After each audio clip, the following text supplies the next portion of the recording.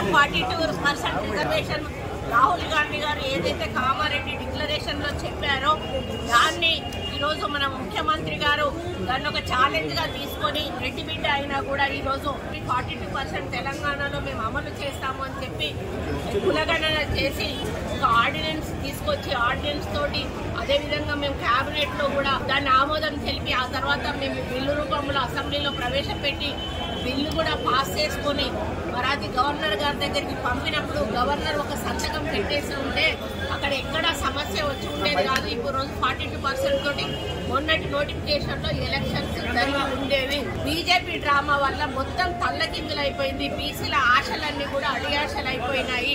మరి వాళ్ళు అసెంబ్లీలో మద్దతు చెప్పారు, బయటికి పోయినాక తోక జాడిచ్చారు.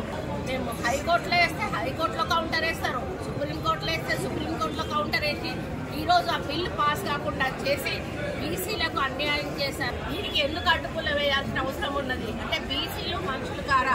బీసీల సంఖ్యకు వాళ్ళకు న్యాయం జరగొద్దా? సంఖ్యాపరంగా మాకు రావాల్సిన న్యాయం మాకు ఎందుకు రాకూడదు అని మన ముఖ్యమంత్రి గారు ఆయన ఫార్వర్డ్ కాస్ట్ అయినా కూడా ఆయన ఎంతో అభిమానంతో ప్రేమతోటి రాహుల్ గాంధీ గారి మీద ఉన్న గౌరవంతో కాంగ్రెస్ పార్టీ ఇచ్చినటువంటి ఒక డిసిషన్ తోటి ఆయన ముందుకు వెళ్ళినప్పుడు ఈరోజు మొత్తంగా ఈ యొక్క బీజేపీ బీఆర్ఎస్ ప్రభుత్వాలు దీన్ని అడ్డుపడి అమలు కాకుండా చేసినటువంటి ఘనత వాళ్ళకు దక్కుతుంది. ఈ రోజు బీసీల పాపం వాళ్ళకు కొట్టుద్ది. ఎందుకంటే వాళ్ళు మీ కోర్టులో ఉంది, మీరు మాట్లాడండి, ప్రధానమంత్రితో మాట్లాడి అది అమలు చేపిస్తే మీకే వస్తుంది క్రెడిట్, మీరే తీసుకోండి, మాకేం అభ్యంతరం లేదు. కానీ మాకు బీసీలకు మాత్రం 42% కావాలి.